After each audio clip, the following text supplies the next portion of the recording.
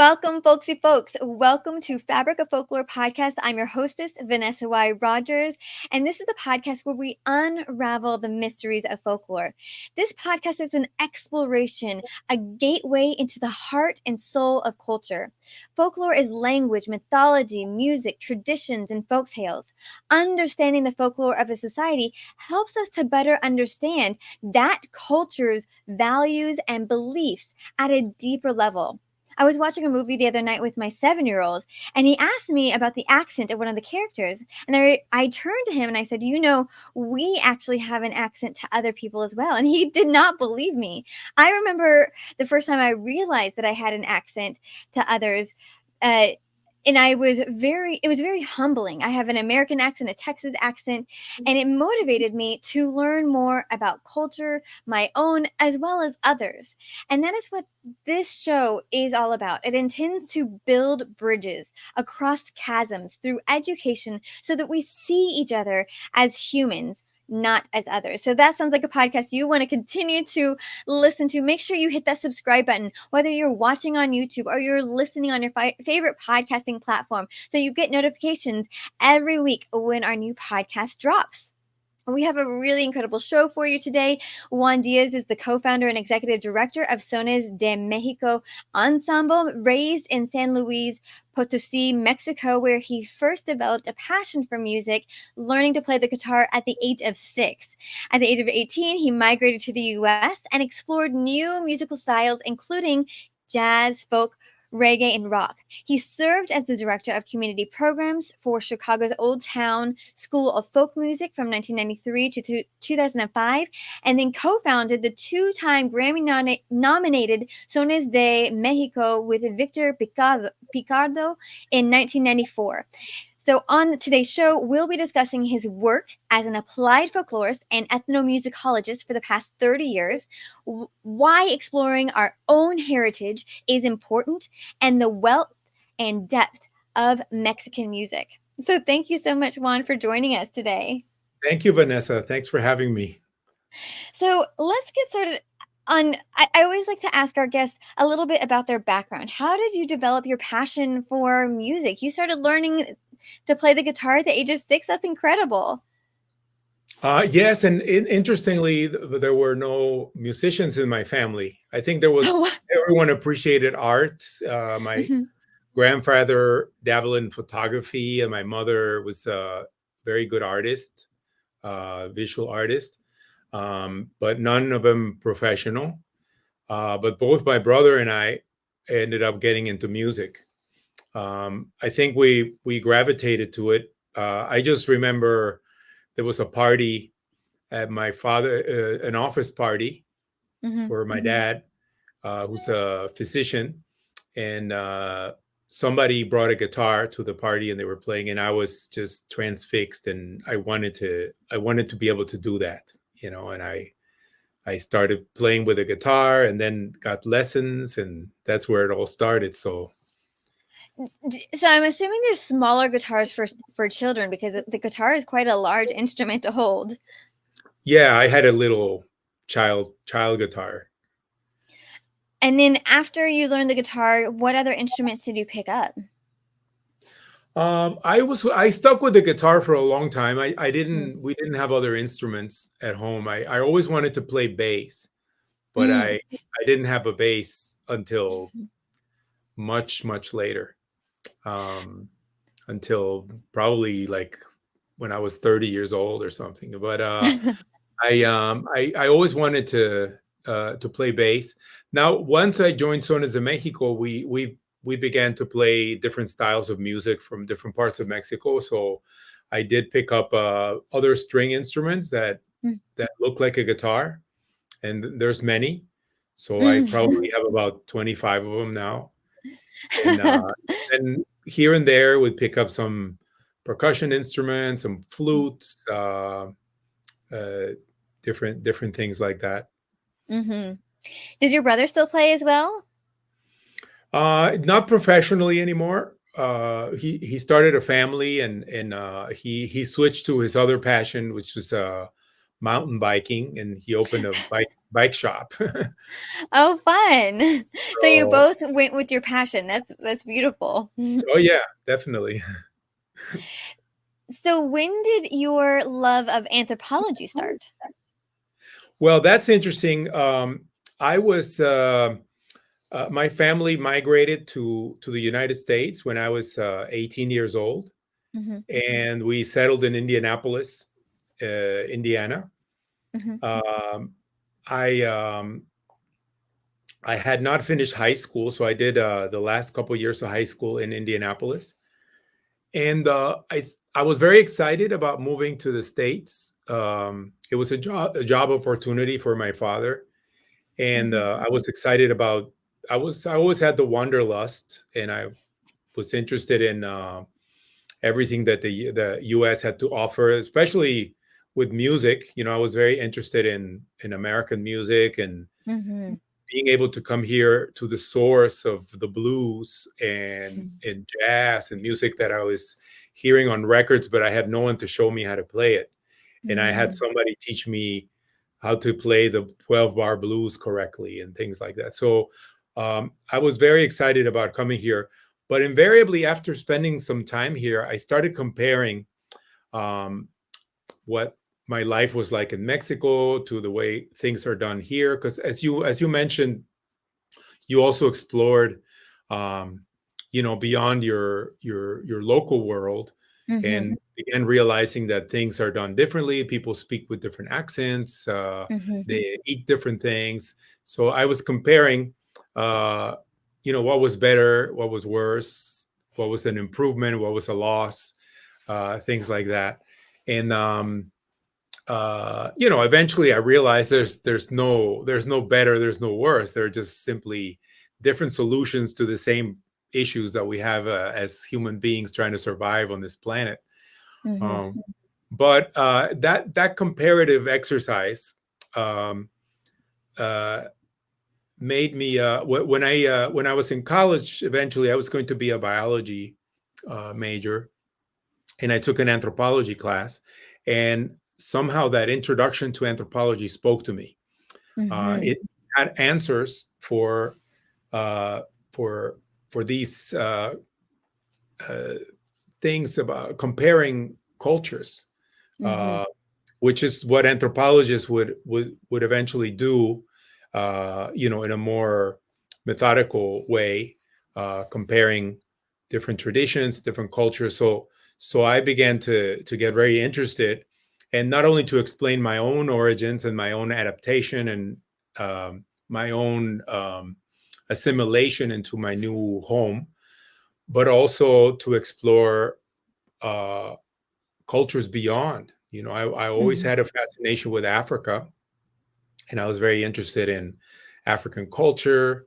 Um, uh, so yes, I switched majors and I went into anthropology. Uh, Now my interest in music continued, Hmm. and I was taking music classes in the music department, but the music department was strictly Western classical music. So in order for me to bring my passion of vernacular music, American pop music, or even Mexican music, or African music for that matter, Hmm. into my um, music curriculum was very difficult. Uh, Hmm. when I try to do musical projects in anthropology, my professors did not have the knowledge or the to be able to evaluate any of the work that I was doing in music. They said, "Well, the Juan, that's interesting," or beyond analyzing the lyrics, they couldn't really help me much. So Mm. one of my professors told me, "Juan, you might be interested in a field called ethnomusicology, which is like a branch of anthropology that deals with music."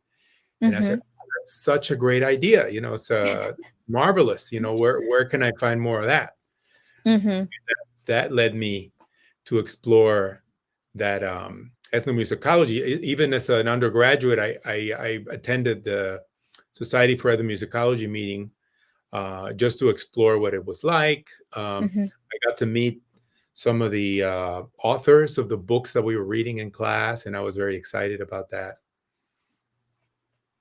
Yeah. So did you continue your studies at your university, or did you find a program that was specifically So for once ethnomusicology? that was done, I did pursue. I signed up for ethnomusicology, and this is where we can we can talk about folklore next because Mhm. this is where I stumbled into folklore, and I did stumble into folklore. I had never considered it. I never thought about it, but I signed up for ethnomusicology at Indiana University, Mhm. and the day I showed up, the first day of class, they told me, "Well, what department are you with?" And I said, "What do you mean? I'm in ethnomusicology." And they said, "There is no ethnomusicology department. It's a program, and you have to be affiliated with a department somewhere." Uh-huh. And I said, "Well, I don't know. I mean, I just finished anthropology. Maybe I should be there, or what do you recommend?" He said, "Well, the easiest one would be folklore because they cross list a lot of the course requirements. So instead of taking introduction to folklore, you could take introduction to ethnomusicology, and you wouldn't have to take both. Otherwise, it's gonna if you go into anthropology, you have to do all the core for anthropology and then do all the folklore. So it's gonna take you twice as long to finish." And I said, "Well, I guess folklore it is. Let's learn about it." And suddenly, I found myself in a room full of English majors, coming from a background in mythology and English literature, who, I was really at a disadvantage with English Mm. being my second language Mhm. in a room like that, and my interest being really in music. But I began to take the folklore classes and slowly uh, started gaining more appreciation for this approach. I never would have sought that approach. I always saw ethnomusicology from an anthropological perspective, Mhm. which is based on on the work of anthropologists technique, but folklorists have I guess anthropology focuses on the study of culture. Mhm. Culture as this abstraction that um, hovers over a population of people and sort of a generalization of how people within that world would behave in certain ways that could be described in an ethnography. But the folklorist is not really interested in culture. The folklorist tends to focus more on the individuals and Mm. small communities of Mhm. artisans and how they communicate with each other, how they transmit their craft from from the elder to the younger, and how Mm. that transition um, might be transformed a little bit. Um, Mm. but the folklorist spends a lot of time interviewing individuals um, Mhm. about their craft, and these individuals may not be your typical member of that that society where they live, or those villages. They tend to be they could be outsiders, um, not your typical members. Mhm. So whether the person that a folklorist is interviewing might be you know a a an artisan or a storyteller, or it could be a folk architect, or it could be Mm. any kind of craft. The folklorist begins to study um, the language of their craft, Mhm. um, their personal techniques, um, the how it was transmitted, um, and then maybe how the lineage of that craft dates back. Um, Originally, the some of the first folklorists, the brothers Grimm, were studying uh, like European stories, fairy Mhm. tales, and they were looking at variants of story collected in different villages to Mhm. determine which one gave origin to the other. And they would Mm. make these complex maps, and I mean, we enjoy their books as literature, but they were doing this as a science. They were trying to reconstruct the unwritten history of Europe because they found that the the history books talked about the kings and the elite, and they wanted to find the history of the poor people, the illiterate people, and how they record their histories. Their stories or their lives were recorded orally, um, in stories. In even these fictional stories, these fairy tales were passed on, and they suffered certain variations from village to village, and their methodology would allow them to see which one predated the other, so they could see if families move from certain areas and migrated to other areas in ways that were not been recorded in history, so they could trace the migration and the population of Europe. So, their methodology helped them. It was called a historical geographical method, and they could trace stories back to India or to Egypt or Middle East or different places. Linguists were doing the same methodology early on. How certain words in our languages came from other words in other languages. So this is how it all started. And well, now since we're talking about the history of folklore, it's interesting. Another thing that I learned is that the practice of folklore and even anthropology is something that developed among the elite in the 19th century, as the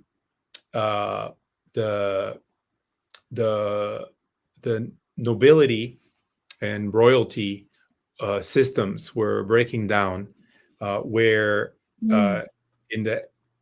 in older times, the way where a nobleman would gain notoriety and in transcendence would be through war.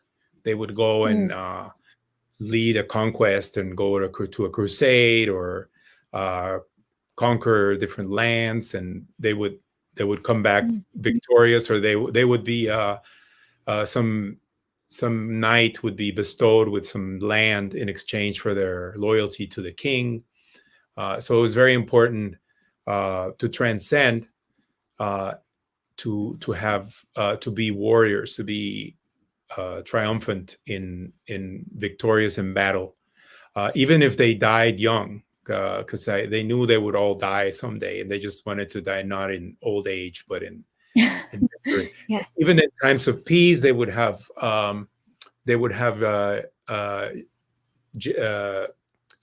sports, I suppose, or jests, where they would fight each other for sport.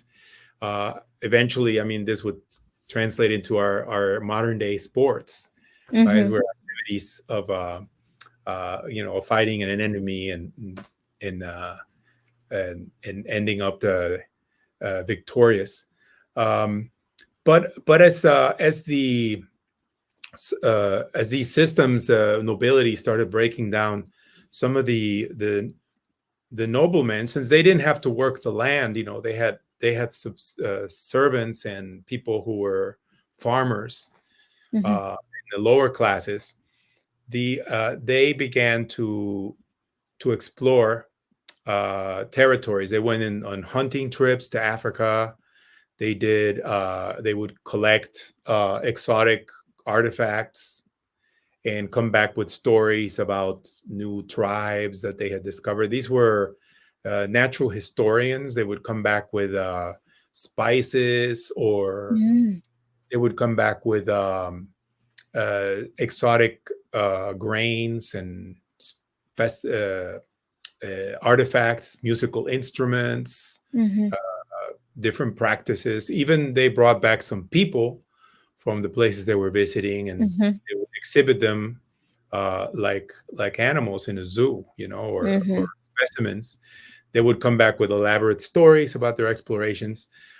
So anthropology came on the scene at the end of the 19th century trying to delegitimize these natural historians who were mostly adventurers, collectors, but had no methodology or no clear distinction between going on a hunting trip or collecting memorabilia and exaggerated stories about their trips. So among them, Franz Boas was one of the ones who really tried to discredit all of those natural historians to try to establish the field of anthropology. But folklore was older than that. I think some of these folklorists were not farmers. No, we're not people who were trying to cultivate their own land and make a living from cattle raising or farming. They were literate people who had this romantic idea that the peasants really had the knowledge of how to live, and they had a wisdom that had not been collected. That somehow the lives and the politics and the drama of the elite was corrupted, and they needed to find this pure, authentic peasant knowledge. So they began to romanticize and explore the knowledge of these shepherds and farmers, collect their stories, recreate their history, etc. So in the word, as you probably know, the word for folklore comes from the German, the knowledge, the lore of the folk, the lore of the Volk, which are the ordinary man, the people. They were always also coming out of after the French Revolution and the American Revolution and the rights of man and the ideas of equality and democracy were really reverberating with this new approach. And that's how folklorists, at least in the German and Anglo-Saxon disciplines, began to explore folklore, as oral history and oral literature. They began to collect stories. They began to collect ballads, that sort of thing. It was more in the 20th century that the theories that were being developed for these oral literature began to be applied to other art forms, such as visual arts, dance, music, architecture, any kind of artistic expression, all of the same type of patterns. There were all like alternate forms of expression for people, and studying it really is like a humanist research, because the understanding these art forms is also a way of researching human behavior, human relations. So you said earlier how you were really surprised at how broad the field of folklore is. Yeah. And it's true. I mean, it's really present everywhere. It's funny how some folklorists have this romantic idea that they're researching something that's about to disappear, that has to be rescued, and because it's on the verge of disappearing, and somehow these things never disappear. They're never in the center of culture. The folk music is never the hit parade, the the pop music. Mm-hmm. It's always on the fringes, Mm-hmm. always the I don't know, those quilts, those textiles, those things that are the things that our grandmothers would make at home. They make one at a time. Mm-hmm. The cooking, is something that gets elaborate at home, and passed on from grandmother to the granddaughter, and Mm-hmm. secret family recipes, and those stories that are told by the bedside, and they're remembered and passed on to the next generation. They're Mm-hmm. not published, and they're not on national television. They're not mass marketed, Mm-hmm. because once they get on print, once they get published and distributed, they stop changing. They become Mm-hmm. standardized, and they lose that folklore quality to them. Mm-hmm. The folklore needs to be in the oral uh, transmission in order to Mm-hmm. have those mutations and variants that make it so unique and interesting, and so Mm-hmm. reflective of each human being that handles it. Once you standardize it and you print it on a disc or put it uh, on a mass-produced system, then it stops. It's frozen, and it's standardized, Mm-hmm. and now everyone makes a reference to that. It says like, "Oh, you got it wrong." Those are not the lyrics of that song. You, it's not like so and so sang it, Yeah. and so that's what's fascinating. Tell us a little bit about thank you for that. I've never had anyone describe that history quite as well. So that was really nice to have that understanding. Um, Tell us a little bit about the history of ethnomusicology. Do we have Yeah. an idea of where that started? Yeah. Well, ethnomusicology by that name started, I think it was in 1952 at a Mm-hmm. conference, as a musicology conference. But the precursors for ethnomusicology, the immediate predecessor is probably a field called comparative musicology Mm. that was, uh,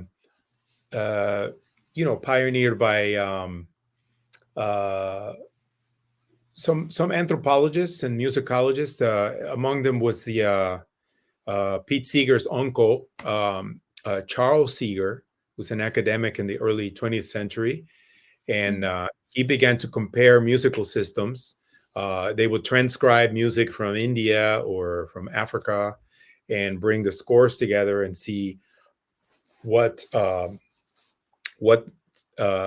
new things they could learn from Mm-hmm. other musical systems.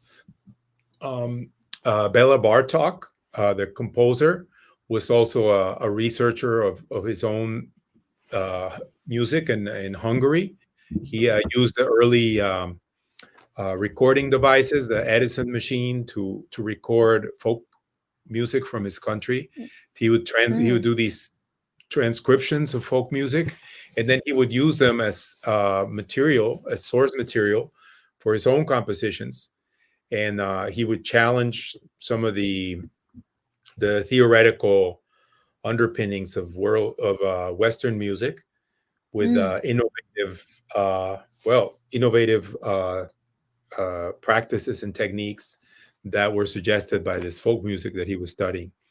So Mm. as the world was becoming smaller and people were, uh, this globalization, I guess, started with people traveling more and experiencing more. Then they began to do the same thing I was doing when I moved from Mexico to I was comparing, Mm-hmm.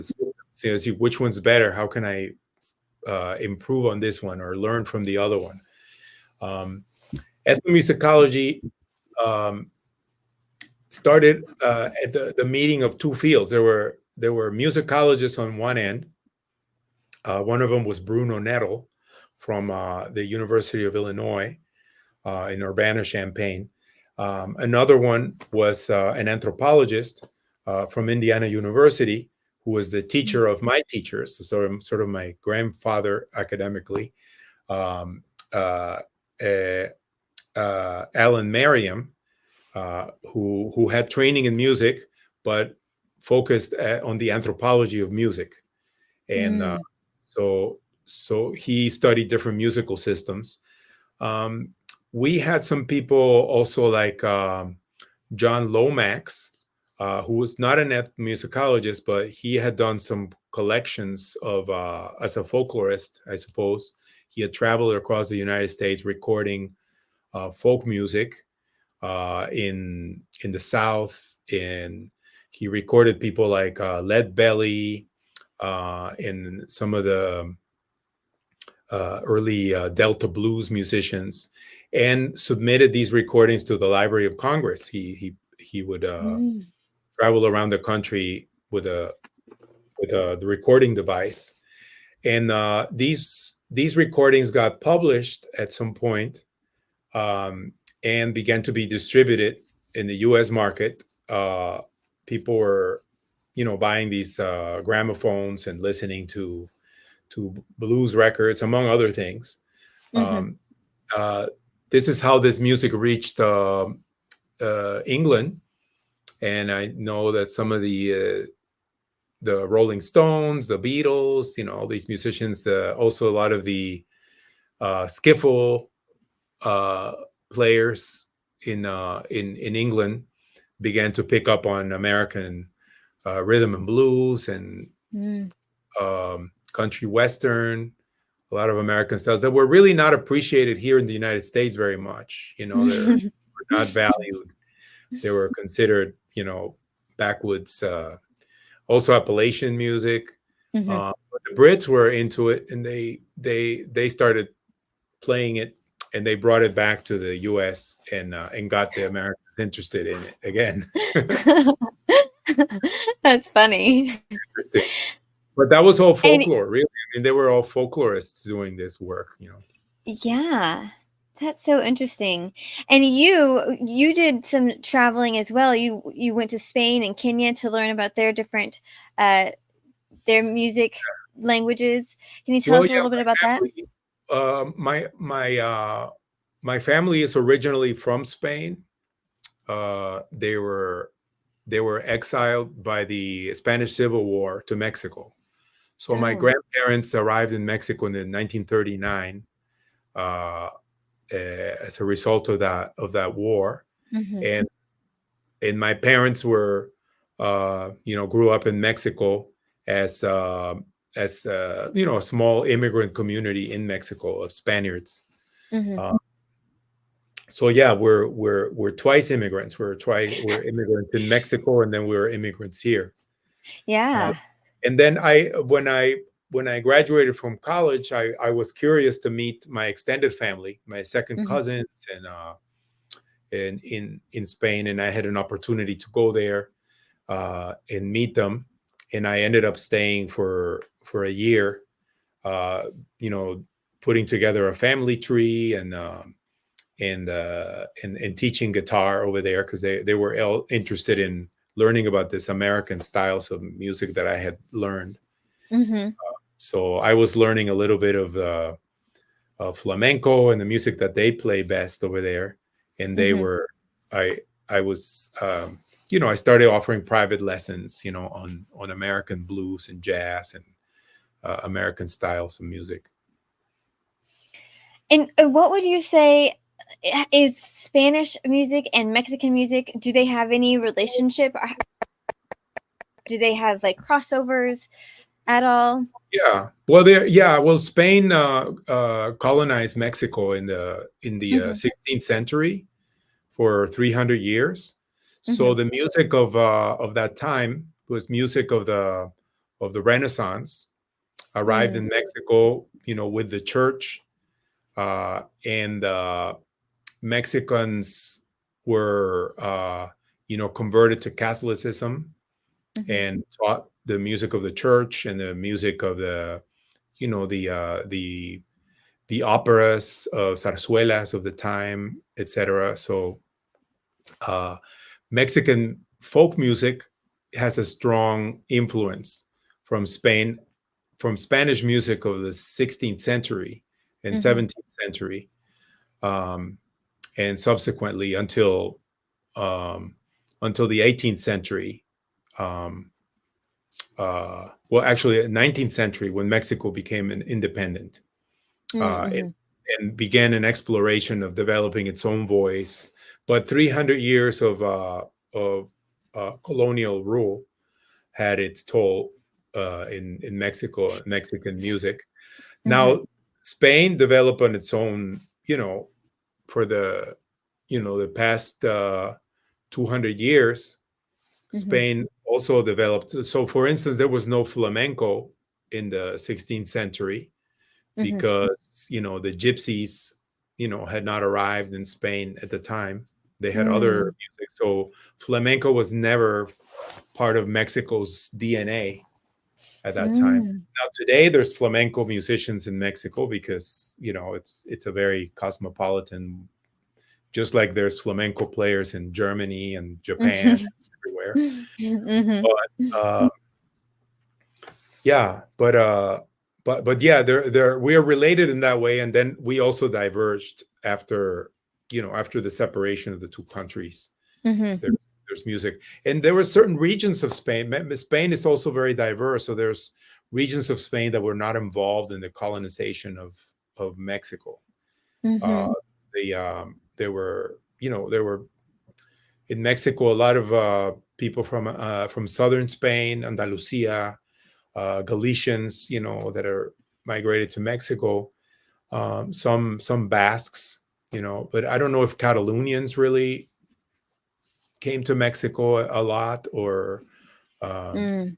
people from the provinces of Aragon. I don't know if there are that many. So Mexico has a relationship with certain areas of Spain. Mm-hmm. And then you also went to Kenya, is that right? And studied Kenyan music? Yeah, like I mentioned earlier, I was always very fascinated by Africa. I don't Mm-hmm. know why. I mean, I don't have a family connection with Africa. Um, it I think it always fascinated me that it was sort of the cradle of mankind. As an Mm-hmm. anthropologist, that was the place where humans had lived for the most on Mm-hmm. Earth, where eventually, I mean, all humans, seem to have originated there. And I Mm-hmm. was, and yet, it seems so new, and so so so much virgin land, and Mm-hmm. undeveloped, um, and also the animals, from Africa, fascinated me because I originally I was interested in being a biologist, and I was very Mm-hmm. interested in all the the great animals, that the huge herds of animals they have there, Mm-hmm. in the wild. So when I had an opportunity to go, there was an exchange program with my university. I signed Mm-hmm. up as an anthropologist and a musician student, a music student, Mm-hmm. and they took me, and they took a team of 20 students from different departments, and they had some biologists, some history students, etc., and they took one anthropologist and musician, and Well, and we all had a real research project. I was going to be recording music from a remote tribe in Kenya, in northern Kenya, very close to uh-huh. where that skull was found from the Australopithecus Lucy, that Oh, right. the shores of Lake Rudolph. There, that's where the Turkana people live, and I spent a few months collecting songs and classifying them as this sort of song collector, very much Mm-hmm.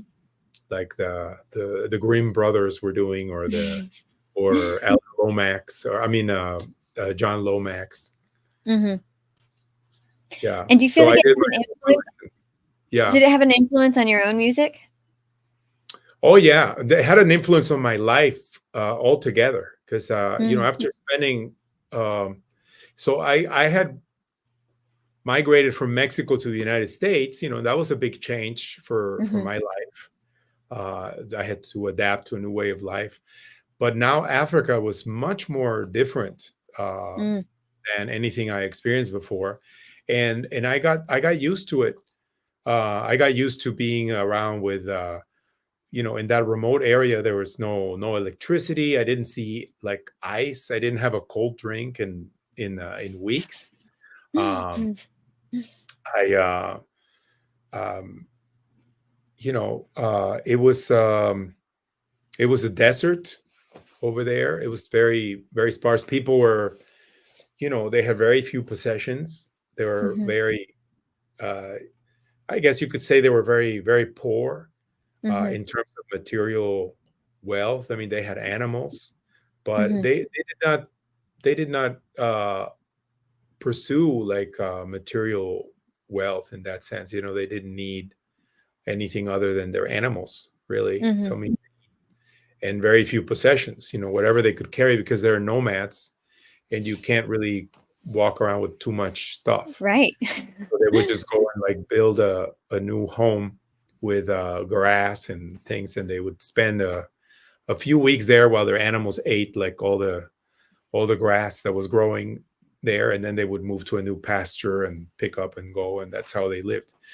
And so following them around and getting used to it, also unbeknownst to me, the effect that it had was biggest on my way back. Coming back into the U.S., flying into LaGuardia, on my way back to Indianapolis, landing in LaGuardia and just being bombarded with buy Coke, buy Pepsi. No, our drink is better. Get insurance. Your life is not safe until you're insured. And just walking these long aisles at the airport with ads, being bombarded with eat this, don't be hungry. After I spent some time in the, with very little, right? It was very, very enlightening, right? And again, I learned not to judge. They're just different ways of living. I mean, many of these people in Africa, I don't want to romanticize their lives either. They have a tough life. They the mothers like lose their children to famine because they can't feed them and things like that. They have different problems. They get bitten by scorpions or like desert spiders, and then that paralyze them. They have all kinds of different. We get shot by by crazy gunmen. They get bit by spiders or pick your poison. Yeah. So, I mean, we live, in the same world with different problems, different cultures. They have their music, they have their weddings, they have their joy, they have their traditions, just like us, and they're very proud of them. They don't want to exchange them. They don't feel like many of them have no interest in our technology and our advancements. There once this hunting party arrived in the Turkana region with an airplane, and they thought that once they landed that all this tribe would just submit to them. They said, "Well, all these people fly like birds, they must have magic," and they would completely fall at their feet. And instead, the Turkana began to laugh at them. They said they're ridiculous.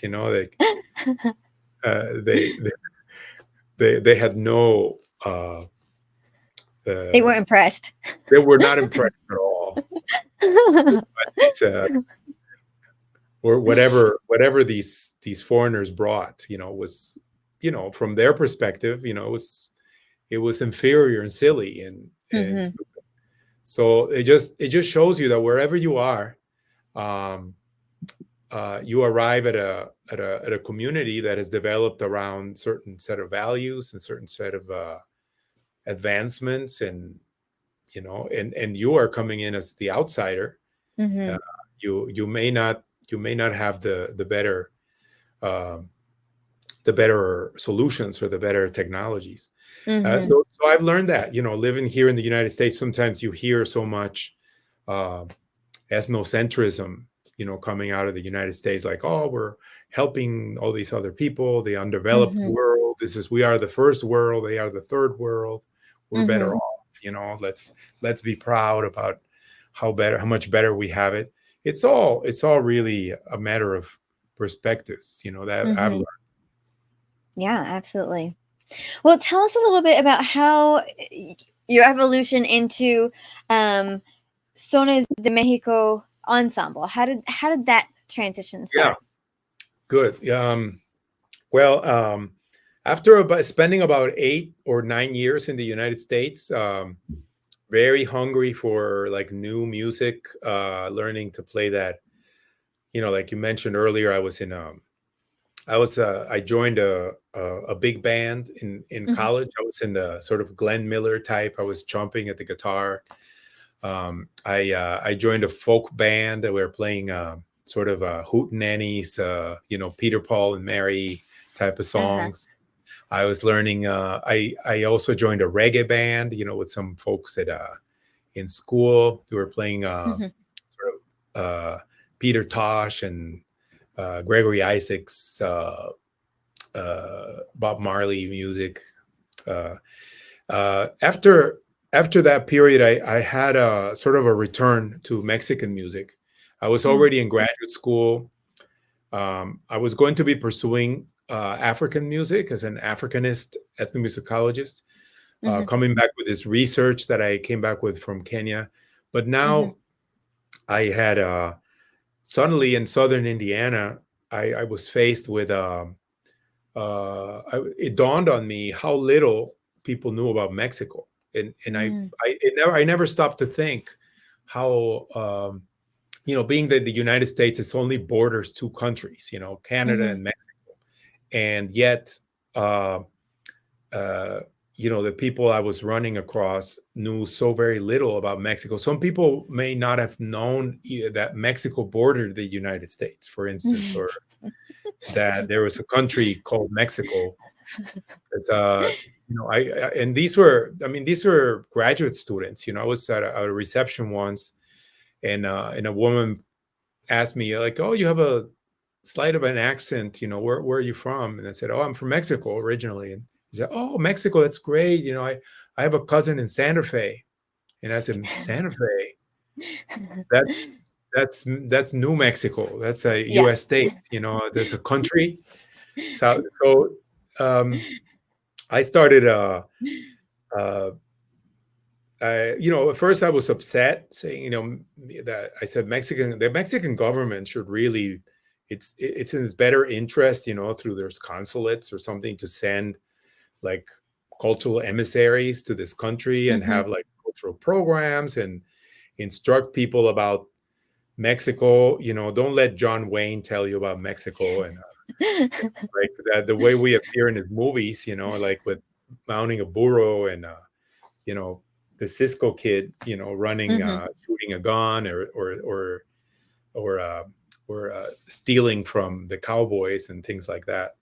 Mhm. Um, that's the image that a lot of people have, about what Mexico still is today. Mhm. Which could be further from the truth. Mhm. Uh, and so I felt this. Well, I was upset, that nobody was doing anything about it. And Mhm. then my next thought was like, well, what would that person look like? I said, like, Uh-huh. maybe that should be me. I mean, who better qualified to tell people about Mexico than myself? And I'm equipped, Mhm. as an anthropologist. I'm a musicologist. I'm an ethnomusicologist. I could really do this. I mean, this is a calling for me. This is in my niche, Yeah. and I just had a turn. I was also discouraged from pursuing African music by my professors. They said, Juan, you don't speak the language. Your field of Mm. study is so far. I mean, you would have to fly uh, all the way out to Africa to do your research. Mhm.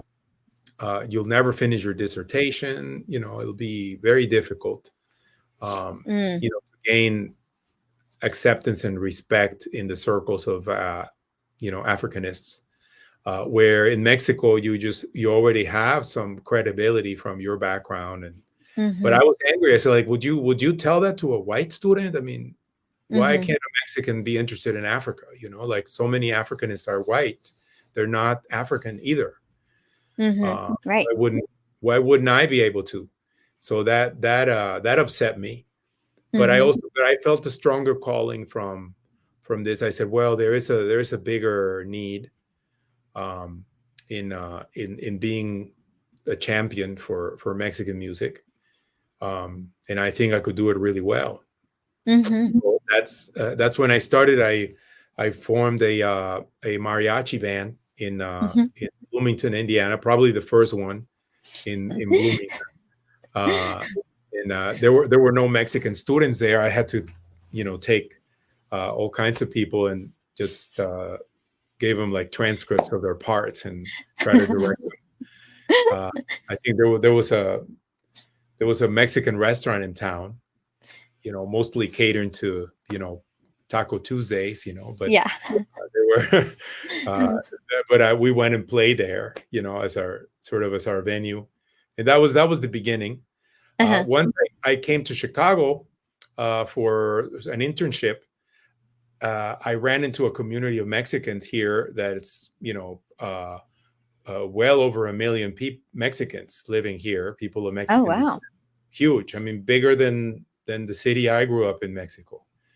Wow. Um, and I felt sort of a homecoming coming to Mm. Chicago, um, and a lot more resources. There were musicians here who were really entrenched or knowledgeable about Mexican music. I didn't have to train, an Irish fiddler how to play Mexican mariachi music. I could I could get the real thing. And yes, so that's when I met the folks from Sones de Mexico, and I got a job at the Old Town School of Folk Music. Mhm. Pretty soon, we started the band of Sones de Mexico, Mhm. and that was also offering something completely new to Chicago, because we were not playing mariachi music. There were a lot of mariachi groups here already, but nobody Mhm. was playing Mexican son, which would be the equivalent of Appalachian music in the United States. Mexican son is considered kind of in the fringes of popular music, more Mhm. something you hear in small rural areas of Mexico. And we were the same. We're trying to bring, same as the Lomaxes were doing. We're trying to bring this music that's really beautiful, just like Appalachian music, very Mhm. uh, a lot of mutations and variants, Mhm. uh, uh, bringing this into the stages. And we were all trained musicians. We were all experienced musicians by this time. Mm. So we started playing in the main venues of Chicago. We played at the Chicago Symphony Center. We played on Garrison Keillor's Pray Home Companion. We played Carnegie Hall. Wow. We played the Getty Museum in Los Angeles. We played, I mean, everywhere. We were just people really liked our music. We recorded Mhm. some albums, and when we did our third album was the one that got the two Grammy nominations. Because by this time we decided to do uh, a cover of Woody Guthrie's "This Land Is Your Land," who is a song that Woody Guthrie wrote in the 1940 to as a protest song for the Okies that were escaping the Dust Bowl and traveling to California trying to look for jobs. And people in California were turning him away. They were telling him, go back to your land. You don't Mhm. belong here. And Woody Guthrie was saying, well, we're Americans. We're all part of this country, from California to the New York Island. Yeah. From Redwood Forest to the Gulf Stream waters. This land was made for you and me. And so when we did this song, we are going through the same immigration debate with Mexicans, Mm. uh, or immigrants in general. In the mid 2000s, there was a cry for immigration reform in the United States. We still haven't done it. Mhm. But there was a lot of marches and protests about it, and that song just came to mind from the halls of the Old Town School of Folk Music, that we Yeah. probably song every night. And I said, hey, why don't we do this in Spanish and see if what spin would that put on it? Mhm. And it was sort of it caught on immediately. It became the title track of our album, and somehow the National Public Radio got word of it. Renee Montaigne called us, and she had us interviewed us on Morning Edition. So then Wow. 5 million people were listening to this piece. Our album started selling like hotcakes. Um, and that's when the album was up for a Grammy, and that's how we got the nomination. That's wonderful, and this sounds like a perfect place for you to play a song. I don't know if that's one of the ones that you're Oh, able to play for us, or what did you yeah, have in yeah. I guess mind? I could do that song. Yeah, I could do a little piece of it.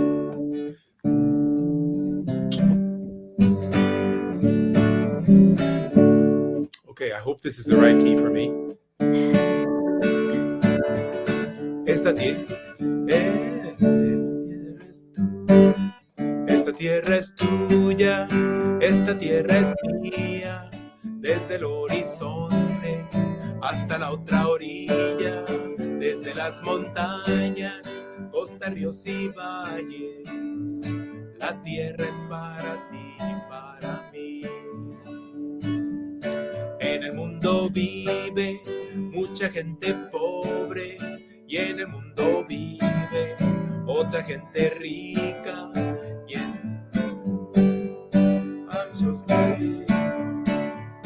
la tierra es para ti y para mí. This land is your land, this land is my land. California to the New York Islands, from the Redwood Forest to the Gulf Stream waters. This land was made for you and me. That is beautiful. I really like that. Yeah. Both the Spanish and the English in that. What was the other song that was nominated? Well, it was the whole album. The whole Oh, it was a album. whole album. We that was a song in the album, and it was that was the title track of the album. Okay. And then that was that the album that you had some fusion. I remember reading on your website that there was some um song, or there was some work that you worked on that was drawn from jazz, Irish, and Chinese traditions as well. Oh, they're separate. They're separate songs. I mean, so that one Oh. thing as promoters of Mexican music, we chose not to become to close ourselves off from interacting with other people in our community in Chicago. Like, we didn't want to be a museum of that only plays pure, unadulterated Mexican folk music as it would have been played in those villages. Yes, we do play that. We can play those styles, and we do in our concerts. But we also open the door to collaborating. As you know, this music that we play is not. There is no such thing as pure music. It's all a result of some fusion at some point in time. We spoke earlier about Spanish influences in Mexico, mixed with the indigenous music that was there, and mixed with African music that also has a presence in Mexico. Mexico also had a slavery of African slaves in Mexico, and there's a legacy of African and Arabic and Asian music in Mexico. And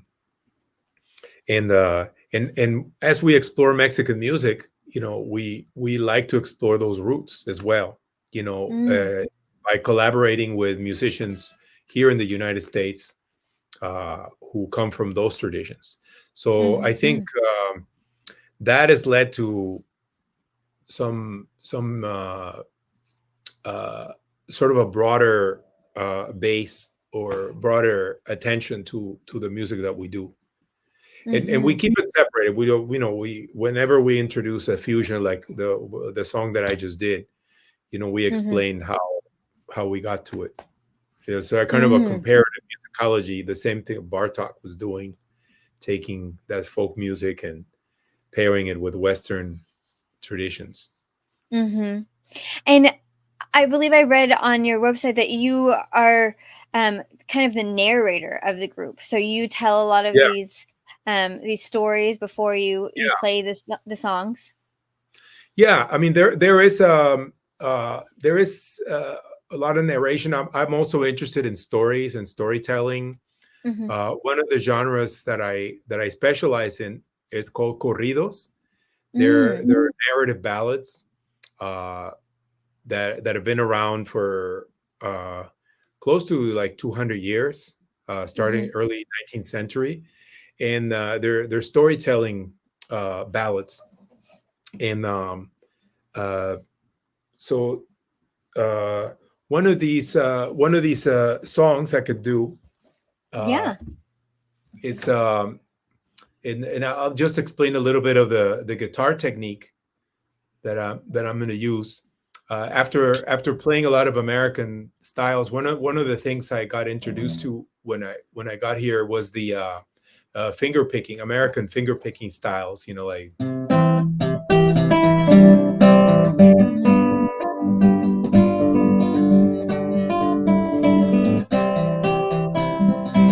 Like that.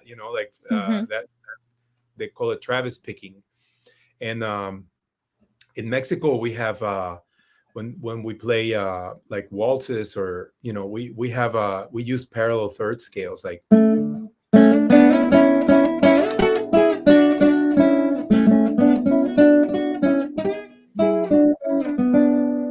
where it's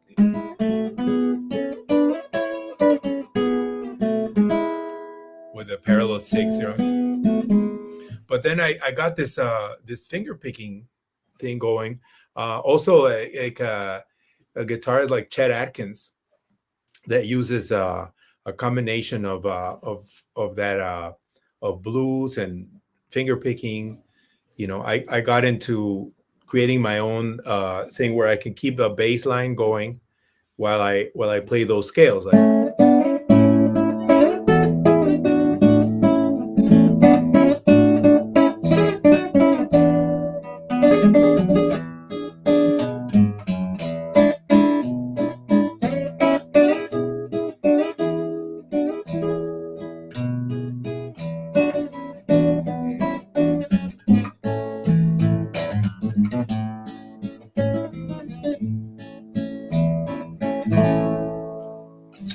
so I brought that into the corridos. Mhm. That So I won't do a full song. I don't know how we're doing with time, but Yeah, we um, are getting close to the end, but I mean, yeah, I'm loving it. I'm loving yeah. hearing all the music. So the beginning of one of these songs. So Yeah. so these songs are tragic ballads. They speak about. They're based on true stories, and one of the projects I do is I teach people how to write these. I'll go to different cities as we tour with the band. I'll go to a library or to a cultural center somewhere. We get a group of you know uh, 10 or 15 people, and I teach them how to write one of these based on a local story, a local tragedy, maybe a local murder, or a local a tornado that hit, or some kind of Mhm. tragic event, usually maybe something that was preventable. It works Mm. best. But this song was uh, a the song was about a girl that was shot at a dance for refusing to dance with a man. And a man Mm. approached her, and he asked her to dance, and she said no. And so he was so hurt, and he insisted, and she would not dance with him. So he took his gun out and shot her. And so this song was memorialized in a song. And of course, it's a terrible story. It's very sad, but the way that corridos are delivered is very in a very journalistic way. So there's non-emotional. So the song is not supposed to make you heart wrenched or cry, or it's very much delivered like in a new style, and a little bit detached. In Mexico, we also celebrate the Day of the Dead in a kind of a detached manner. And we sometimes laugh at death and poke fun at it. So in these songs, sometimes they also throw in a few jokes, about what happened. Usually because many years have passed, and so they are a little lighthearted sometimes. So this is called Rosita Alvírez. Rosita Alvírez. Oh, and of course, I developed while I was in Indiana. And I started singing these songs. At the same time I was doing this mariachi band, I started doing corridos, but nobody spoke Spanish. And, I would sing these songs, ballads that were like based on the content, and nobody understood what I was. So I developed recitation in English in rhyme as a translation. So I call them corridos with subtitles, that's the way I deliver them. So they go like this.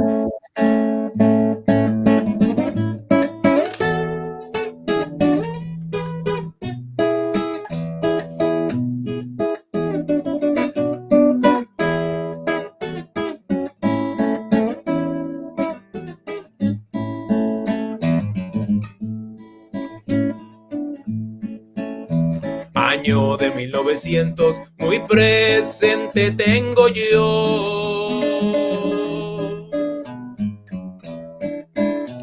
En un barrio de Saltillo, Rosita Alvírez murió. Rosita Alvírez murió.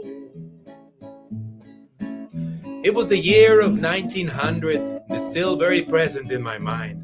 In a neighborhood of Saltillo, Rosita Alvírez died. Her mother told her so. Rosita, you listen to what I say. Those dances are not for you. It's much better for you to stay. No,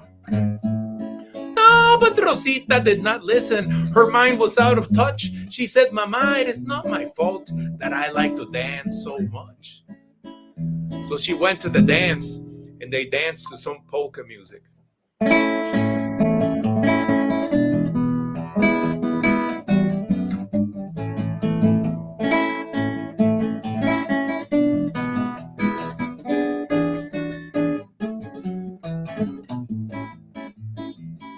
Hipólito arrived to the dance to get the prettiest girl in town, and when he walked up to Rosita, Rosita just turned him down.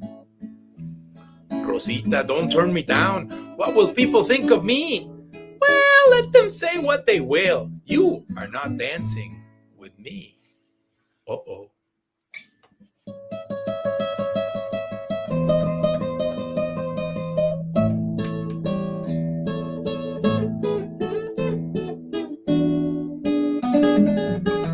Hipólito took out a big gun and shot Rosita 3 times.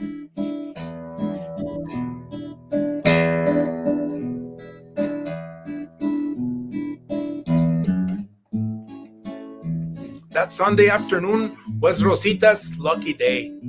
That's right. For out of the 3 shots, only 1 put her away.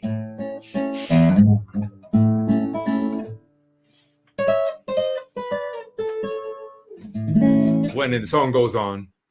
Yeah, that was beautiful. So why are they always tragic? I don't know. I think tragic ballads go back to the very early days of literature and humanity. I mean, the Iliad, the Odyssey, they were all like tragic ballads. Some of the earliest forms of like Spanish literature in the 10th, 11th century, there were tragic ballads.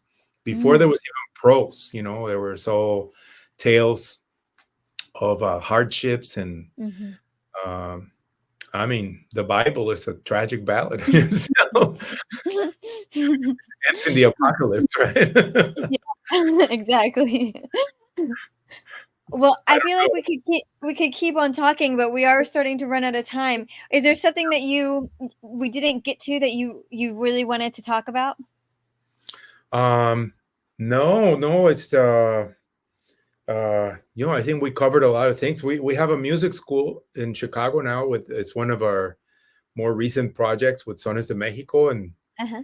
well, we're on our 7th year now. The Sones de Mexico has been around for 30 years, so That's last seven amazing. years we've been doing a music school, and now we're passing it on to the next generation with a lot of children of immigrants who are um, don't have the opportunity to have gotten Mm, this culture passed on to them. They have busy parents, like mhm, with 2 jobs, etc., and they bring them to us on Saturdays. So we teach them a little bit about Mexico and Mexican music, Mexican history, their own heritage, so they can feel good about their heritage, and be able to talk to their grandparents and mhm. their cousins back in Mexico. And what age groups is the school for? Well, we started at age 9. Mhm, That's not to say that you couldn't start earlier. I mean, I certainly did start earlier, mhm, but it requires a different approach, I think, for younger kids. mhm, So we decided to, so since we have limited resources, that we started ages 9 to 14. Uh, that's what I think a lot of uh, musicians sort of pick up an instrument at that time, and mhm, get serious about it. Younger kids, they uh, they like to play with it, and maybe the results of starting early really flourish later on. So it's really good to start even under 1 year of age. It's really good mhm. if you have young children. Certainly sing to them, dance with them, move them around. Even if they don't seem to be getting it, their brain is just uh, it's soaking it all up, and it'll Mhm. pop back up later, like years later. Trust And do you teach the classes in English and in Spanish, or is it primarily English? We teach in Spanish, You speak in exclusively Spanish. in Spanish. Yeah, yeah, because there's plenty of places people can go to study music in English. The Old Oh, Town School of Folk Music is one of them. So, mhm. but so we chose that niche, to teach only in Spanish. Yeah, and it's an important niche too.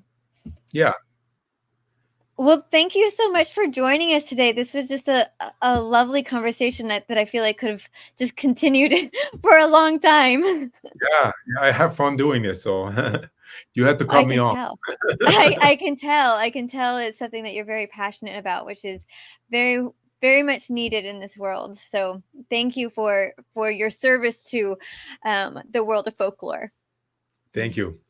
All right. And Bye bye. thank you, folksy folks, for joining us today. What did you learn on this musical journey? Are you inspired to look into your own heritage, into your own musical heritage? And for any musicians out there, have you been inspired by your own heritage, or going to another country and listening to different music? We want to hear from you, and we want to continue this conversation. And we encourage you to connect with us via social media. We are on Facebook. We have a Facebook page and a Facebook group where we have these conversations. If you're watching on YouTube, you can comment on YouTube and tell us your thoughts about these conversations. Um, we also encourage you to share, like, and subscribe, like I was saying before. It's so helpful for other people to be able to find us. And once again, my name is Vanessa White Rogers. You've been listening to Fabric of Folklore. And until next time, keep the folk alive.